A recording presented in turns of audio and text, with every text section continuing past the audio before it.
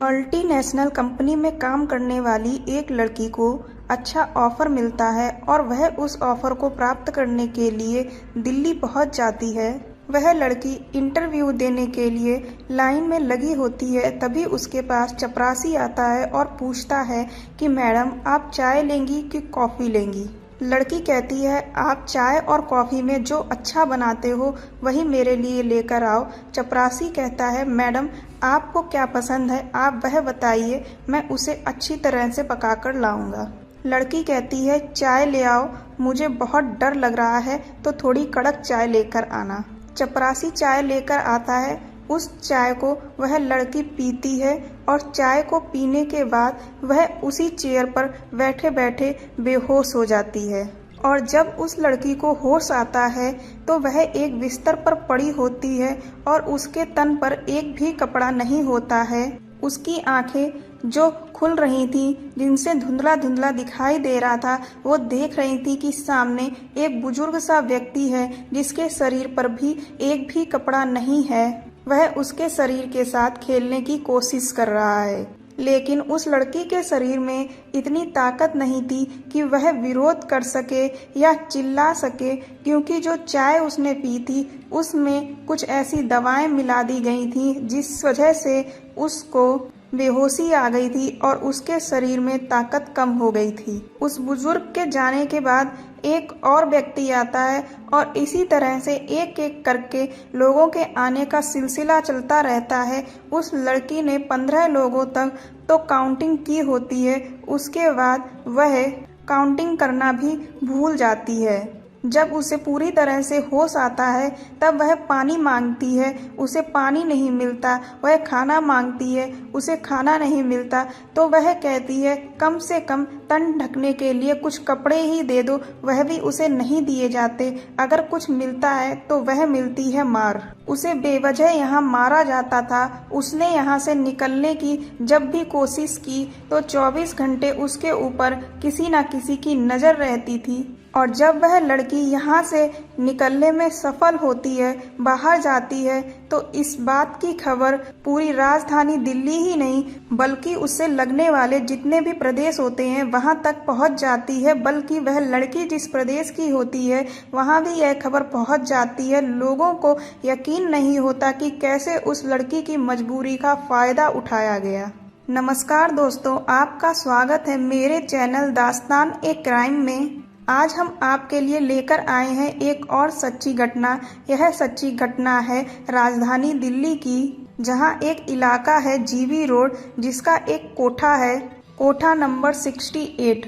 यहां से निकलकर एक व्यक्ति अपने घर की ओर जा रहा था। वह व्यक्ति वहां से फोन करता है और कहता है कि मैं अपना नाम नहीं बताऊंगा, लेकिन मैं आपसे पूछना चाहता हूं कि आप रिया के भाई बात कर रहे हो। वह कहता है कि हाँ मैं रिया का भाई बोल रहा हूँ, लेकिन आप कौन बोल रहे हो। वो लड़का कहता है कि मैं अपने बारे में कुछ भी नहीं बता सकता, बस इतना बता सकता हूँ कि जीवी रोड कोठा नंबर 68 में तुम्हारी बहन है जिसने ये मैसेज भिजवाया है।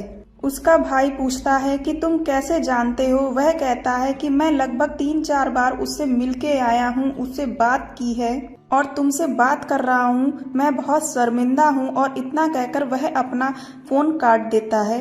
उसने फोन किया था अगस्त 2019 के प्रथम सप्ताह में। वह लड़का अपनी बहन के बारे में सुनकर रोते हुए अपने माँ बाप के पास जाता है और कहता है कि बहन की खबर मिली है और मुझे दिल्ली जाना है, मुझे अनुमति दे दो। रिया का भाई दिल्ली जाता है और उसी व्यक्ति से जिसने उसे कॉल किया था उससे रिक्वेस्ट करता है कि बस एक बार मुझसे मुलाकात कर लो।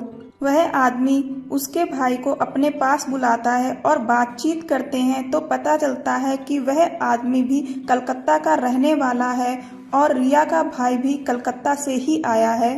वो दोनों आपस में बातचीत करते हैं। वह आदमी कहता है, जो भी कदम उठाना सोच समझकर उठाना, ऐसा ना हो कि तुम्हारी बहन की जिंदगी खतरे में पड़ जाए।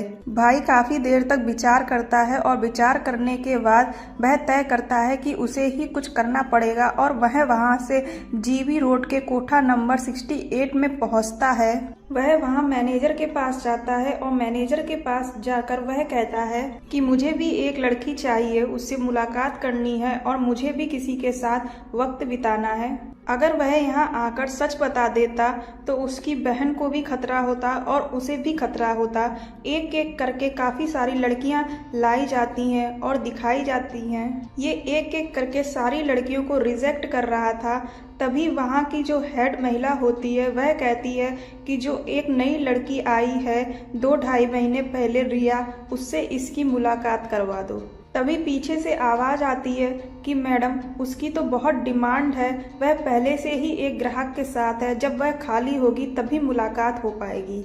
वो लड़का कहता है, अगर ऐसी ही बात है जिसकी डिमांड ज़्यादा है तो मैं उसके लिए इंतज़ार कर सकता हूँ, मुझे ऐसी कोई भी जल्दबाजी नहीं है। जो वहाँ की हेड होती है वो कहती है कि उसके ज़्यादा पैसे लगेंगे, अगर तुम्हें उस लड़की के साथ समय बिताना है तो तुम्हें ज़्यादा पैसा खर्च करना पड़ेगा।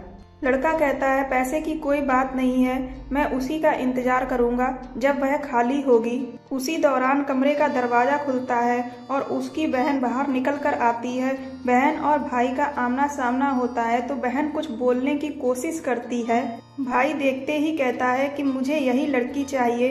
वह लड़की वापस अपने कमरे में चली जाती है और भाई भी उसके साथ अंदर चला जाता है। बहन और भाई जब आपस में मिलते हैं तो फूट फूट कर रोने लगते हैं। उनके रोने की आवाज बाहर ना जाए तो उन्होंने आपस में एक दूसरे का मुंह भी बंद कर दिया था। कोठे पर रुकने की एक निर्धारित समय सीमा होती है। वह लड़का उससे ज्यादा समय के लिए रुकता है। तभी दरवाजा बार बार खटखटाया जाने लगता है और कहा जाता है कि तुम अगर बाहर नहीं निकले तो सही नहीं होगा, बाहर निकलो। वह लड़का कहता है, क्या हुआ? तो वो कहते हैं कि तुम्हारी जो समय सीमा थी वह खत्म हो चुकी है, अगर 5 मिनट से ज्यादा और समय लिया तो डबल चार्ज लग जाएगा।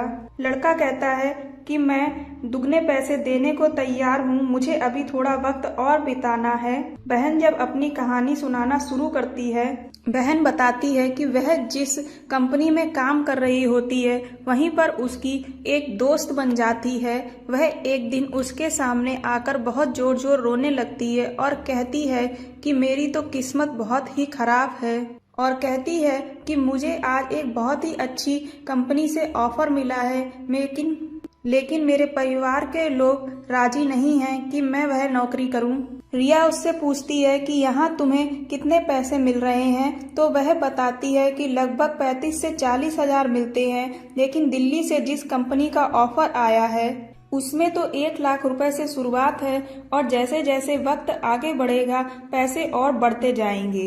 रिया उससे कहती है कि तुम्हारे घर वाले तो उस नौकरी को करने देने की इजाजत नहीं दे रहे हैं, तो क्या वह नौकरी मुझे नहीं मिल सकती है? वह लड़की कहती है कि ठीक है, मेरे घर वाले तो नहीं मान रहे हैं, तो तुम ही इस नौकरी को अपना लो। मैं अपने घर वालों को आगे मनाने की कोशिश करूंगी, क्योंकि इन दोनों लोगों में बहुत अच्छी दोस्ती हो चुकी होती है।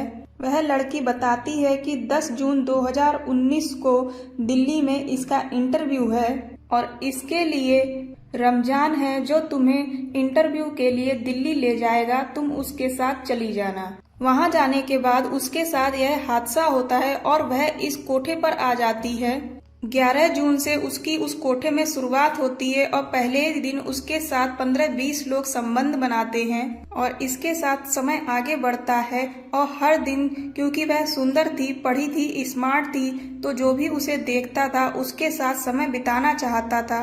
वह बहुत परेशान थी, सोचती थी कि यहाँ से कैसे निकला जाए। वह खाना मांगती थी तो उसकी पिटाई होती थी, उसे पहनने के लिए कपड़े नहीं दिए जाते थे, उसे कुछ ऐसे इंजेक्शन दिए जाते थे जिससे उसमें उत्तेजना बढ़े और वह चिल्लाए नहीं बल्कि शारीरिक संबंध बनाने के लिए उत्तेजित हो।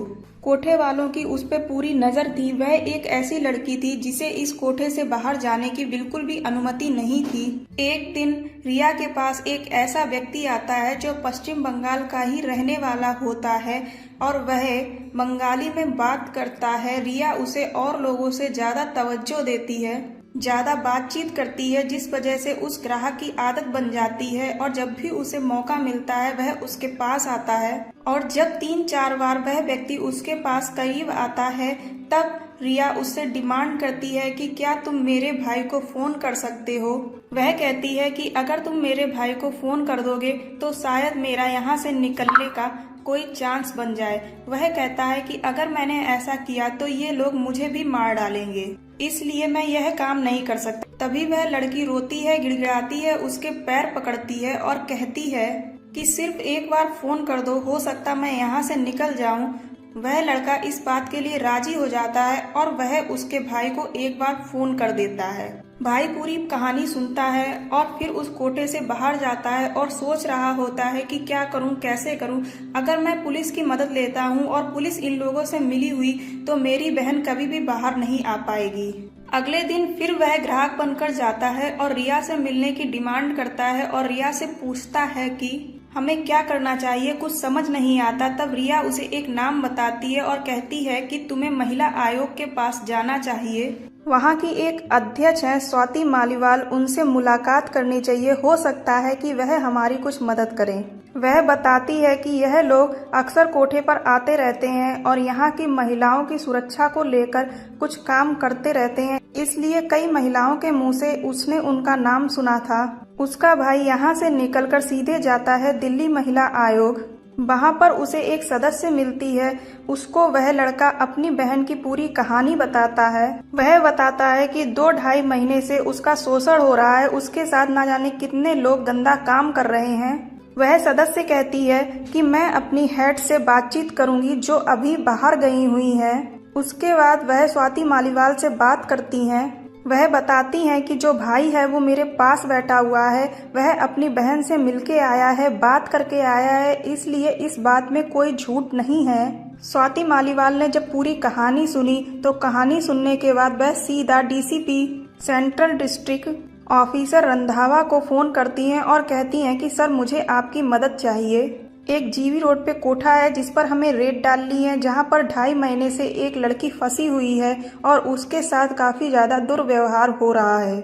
ऑफिसर रंधावा पूरी कहानी सुनते हैं और कहते हैं ठीक है, एक डेट निश्चित कर लेते हैं और वह डेट होती है 9 अगस्त 2019 और इस दिन तीसरी बार भी भाई ग्राहक बन के जाता है और उससे कहा जाता है कि जब तक टीम नहीं आएगी तब तक तुम अपनी बहन के साथ उस कोठे के अंदर रहोगे, जिससे हम आसानी से तुम्हें पहचान सकें और तुम दोनों को बचा सकें। और ठीक ऐसा ही होता है। ऑफिसर रेड डालने के लिए कोठे पर जाते हैं और उसी कमरे में जाते हैं और जब दरवाजा खटखटाते हैं, दरवाजा खुलता है तो दोनों बहन और भाई उस कोठे के अंदर होते हैं। और यह कहानी जब सोशल मीडिया के माध्यम से, अखबारों के माध्यम से लोगों को पता चलती है तो स्वाति मालीवाल और उनकी सदस्य और ऑफिसर रंधावा की जमकर तारीफ की जाती है।